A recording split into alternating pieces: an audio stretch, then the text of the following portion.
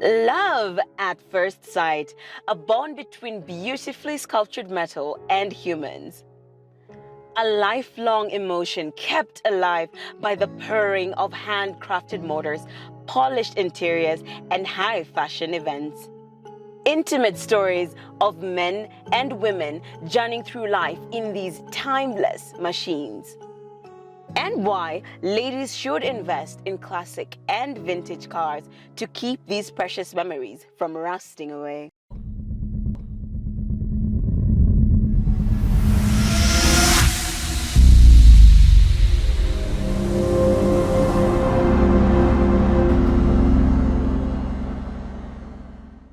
This year, 2022, Africa Concours D'Elegance is celebrating 50 years of showcasing cars and motorcycles that are considered classic or vintage depending on their year of manufacture. And here at Chicken Drive, Kenya, we are excited and proud to help build anticipation for this special milestone by taking us through the A's, B's and C's of owning a classic car and why owning one is a great investment. And that is even more so for young people and we ladies. Whenever we come across these oldies, our first thought is always rust bucket, with little to no value. But the truth of the matter is, with good enough knowledge of the classic car market as well as lots of patience, you could end up turning a really good profit down the road. So we know that cars generally depreciate in value over time, right? Yeah. But if you equip yourself with enough research and good knowledge, you can actually end up owning a very good vintage or classic car that will actually turn out to be a very good investment. Let's take this British classic, the 1957 MGA, as an example. If you decide to buy it, several good things will happen. One, you will instantly have some visible attraction to your asset portfolio. And people are willing to fork out some good amount of money just to hire such cars for wedding events and photo shoots. And let's continue with that train of thought. Let's do some quick calculations here. So an average individual has 800k in savings. The maximum they're going to get, depending on the product that they subscribe to, is 50,000 to 60,000 shillings in interest. Now, on the other hand, Shalom, the car that you are sitting on, let's assume you have a minimum rate card of 15,000 shillings per hour. And let's say this is a wedding shoot for 3 hours. How much are we going to earn in 3 hours? 45,000 shillings, in a day. In a day. Yeah. Now let's take a year. Give or take, we have 52 weekends.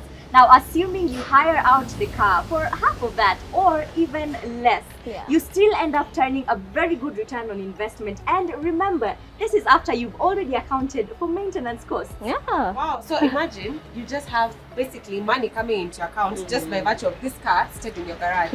Not only that, you get to enjoy this investment when you drive it to classic car meets. Yeah, and also don't forget there are movies, TV commercials, and music productions looking to hire such cars in their productions. So assuming you maintain it well over the years, you can be sure to get an excess of your investment, having made a few coins along the way. Right. Yeah. And now that we have looked at the money-making potential, let's also just talk a little bit about what you should look out for if you are a passionate lover of vintage or classic cars and are looking to own one.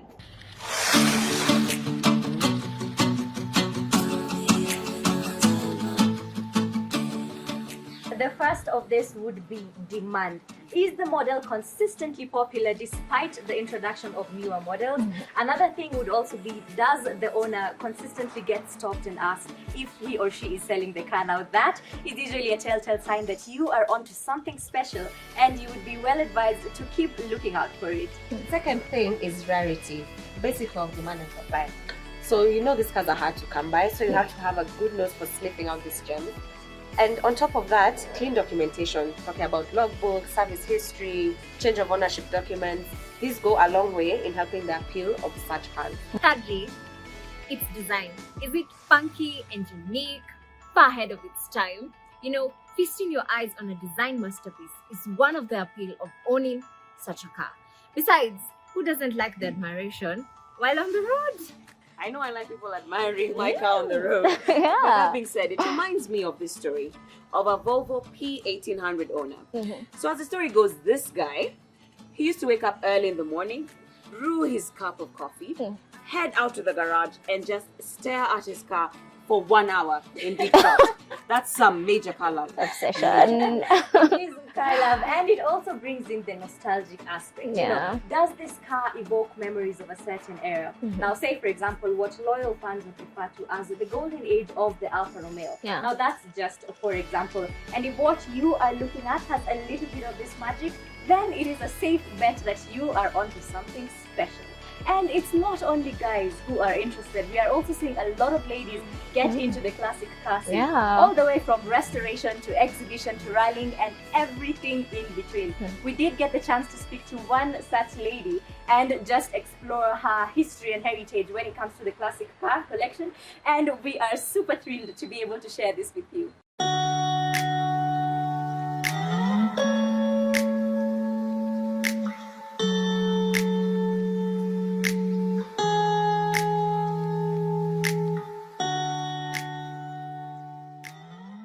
The simplicity, the elegance, the designs of the cars, how they look, then once you enter, depending on the interiors, how they feel, how they smell for some of them. Most of them have the new car leather, straight out of the factory smell. I also love how they sound, the gears, switching it up, the way the engines rev. And mostly it's just about the elegance.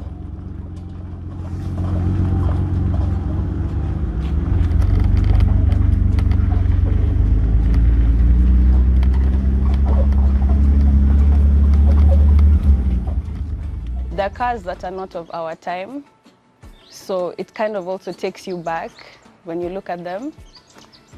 Then when you look at the interiors also, you get the smell, the feel. Most of them have been redone to be very beautiful. The detailing, they have the new car smell like it's straight out of the factory. The look, it looks very brand new because most of them are kept well. So that's what I love about them, the elegance mostly and the simplicity that comes with it, but also the detail that you get to see.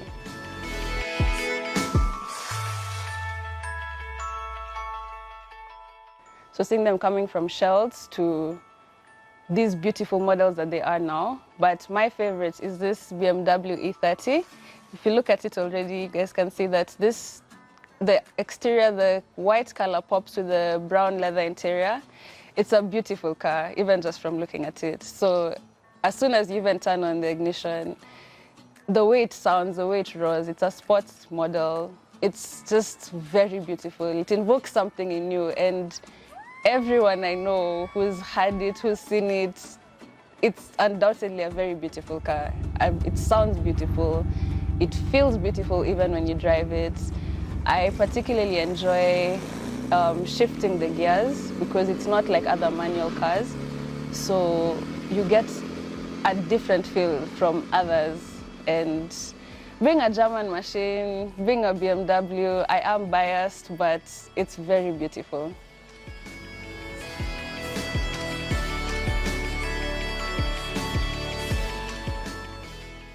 So my dad has influenced my love for classics because growing up, it was basically a small workshop, a small garage.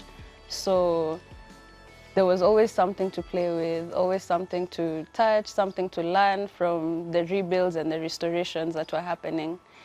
And also the excitement for classic cars because you would see them coming from a shell and then being built into these beautiful models. So that in itself brought an excitement and an interest in the topic and wanting to learn more about the cars.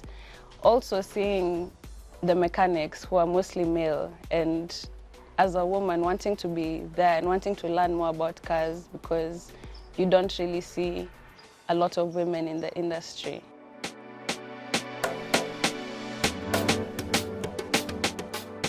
Women should also see cars as beautiful accentuations to their personality, their dressing. It shouldn't be that every time you want to deal with a car, you think that you need to dress rough or masculine or in overalls.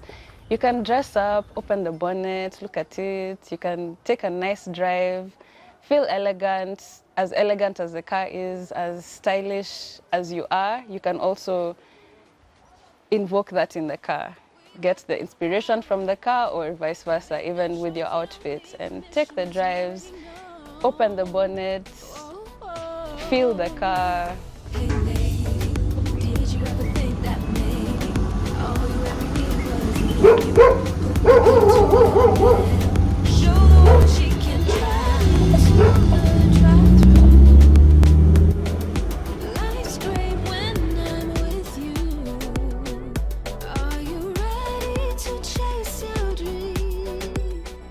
Women can also, instead of thinking of classic and vintage cars as rust buckets, they can also look at them as investment opportunities. The elegance, the class, the style that you see with these cars, in the future, you rebuild them, you restore them well, they'll pay off in the future. It's a good investment opportunity.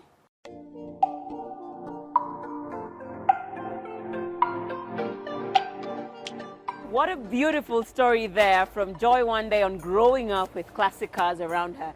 I especially liked the BMW E30 325i and just how it's a proper driver's car. The way it handles on the road, so good. It ticks all the right boxes. A classic for sure. I mean, it already has a cult following now. So think about how much more sought after it will be a few years down the line. Exactly. And that being said, today we are at Flavorite Auto Restoration Care. And we are here to find out how you can restore your classic car from looking like this to this, its former glory. Now, restoring cars is quite the investment, so you need to be financially smart because you have to manage quite a lot of expenditure involved. Which brings in the time factor. You need loads of patience and research to look into the unique aspects of the car that you are working on and find out where to get the right parts. Do you need to import them? Are they available locally? And once you have found out where to get the correct parts, then you actually start acquiring them. That being said, let's look at the Mark 1 Golf here. Right, and just at first glance of this model, we can already tell it's going to cost quite a bit. For instance, you can already see we're going to need to replace the windshield for starters. Let's pop the hood here and see what's right underneath. Ooh, Oops. Yeah, that also needs replacing. So as you can see, this is a 1.6 liter engine, 4 cylinders. We obviously need to change the injectors. We also need to change, obviously, the fluids. There's no fluids right now. And obviously, there's no intercooler for this generation. We need to ensure that the radiator is working optimally. So as you can see already, so many aspects that you need to look into getting the engine back to life. Right, and even looking at the exterior, we can see, first of all, we're going to need a new paint job. We are going to need new seats. We're going to need a new tire. I mean, it's just a lot, you know. But I think if you have enough money, if your pockets are deep enough, or maybe, and you're just that passionate, you could ship everything, all the spare parts in one container at one go. I like to look at such projects as more of a journey, more of a marathon than a sprint. Right. Ideally, you can actually make a vlog or a blog of yourself going through the entire journey of bringing this car back to life. Right. And yeah, I mean, you can earn some money while doing it, right? So it is money making, and at the same time, it's I think also a little bit more, a lot more actually enjoyable when you do it over time as opposed to just a one-time thing. Right. And we also need lights and a bumper as well. You cannot go to Concours D'Elegance looking like this. Right. So as you can see, work is still in progress. Still a couple of things we're working on, but I think a lot of the things you mentioned have actually been worked on here. Yeah, I mean, if you can come closer, let's just inspect what has been done so far on the engine bay. Number one, you see the air intake system is now installed, running into the turbo. On the other car, we didn't have the turbo installed. The injectors have been changed. There's some fluids that have been put in place in the containers where we need the fluids in, obviously. The radiator is now fully protected, and we can expect to see some cool air and cool water running into the engine. Yeah, the wiring still not yet done because we need to, as we said, there's still some things that need to be done, but I think let's see if we can power this car on. And before we move on, I know Shli would not forgive me if we did not talk about this area. Look at this grill, look at these lights, but I know what Shli is interested in is Yeah, the glorious Volkswagen. This must be seen. Whether you hate on this brand or not, this is the greatest brand ever. Anyways, VW produces among the best cars. In the past, the hot hatches, in the present, and in the future. Everyone wants to mimic the VW GTI, so guys, keep hating. Let's just specify that this is the opinion of a VW owner. Certified VW owner. Let's see if we can power up this car. All right, we'll be needing the battery. So I'll just head on and take that. All right. Quite That's heavy. Some workout. Yeah. All right. All right. Here In we go. Cool. Positive, negative. Positive, negative. So let's just fix this in. I cannot wait to get this baby going. I hope it starts. What do you Me think? too. Do you think it will start? I think so. All I right. think we've done enough work. All right. Let's see. Let's see. Let's get in. All right. Let's Ooh, see. some work also on the seats. We can see some Alcantara. Yeah, I know. Really nice trim. Obviously, some wiring still needs to. Yes, quite done a here, lot. Now I'm a but- bit worried, to be honest. But this is gonna be fun. Uh-huh. So let's see if we've done enough to power this baby on. So how All do we right. turn it on? All right, so I know the first thing we do is start with the key, turn it on. Yep, I see that it's on. This is a diesel engine, so we Uh-huh. have to use the heater plug for the diesel to ignite. So All right. let's just have it on there for some And time. we have to wait for a bit, yeah? Give it a bit to warm up. Yeah. All right. right. It's It's not instantaneous. We have to. Yeah. All The right. diesel fuel is a bit heavier than the petrol, so. All right, Are we good to go? let's try it. All This is right. exciting. All right. See. This is the moment of truth. I really hope it works. All right, let's go. Cross your fingers. All right. Yay! Baby is working. This is so emotional. Oh my I God. imagine you picked this up as a junk car somewhere, and now you've restored it, and it's powering on. Like, wow, this is really Best good. sound I've ever had. I know. This is so fulfilling. Ah, Very fulfilling. such a wonderful experience. Yeah. Ooh.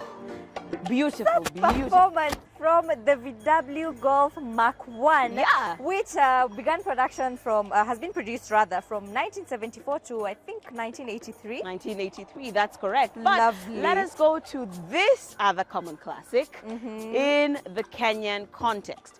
This is the Volkswagen Beetle that was actually commissioned by one Adolf Hitler in 1938.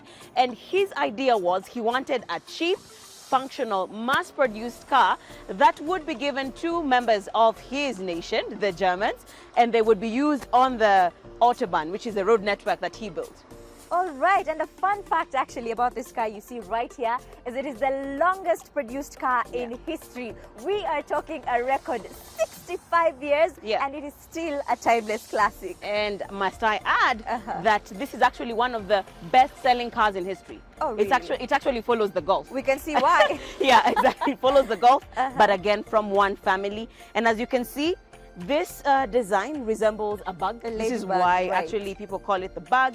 And in German, it's called der Käfer, which means the beetle. So that's where the term beetle comes from. So if you're looking for a car that is economical to run and that will still give you the looks on the road for someone who knows how to treat a classic car, then maybe you should consider the beetle.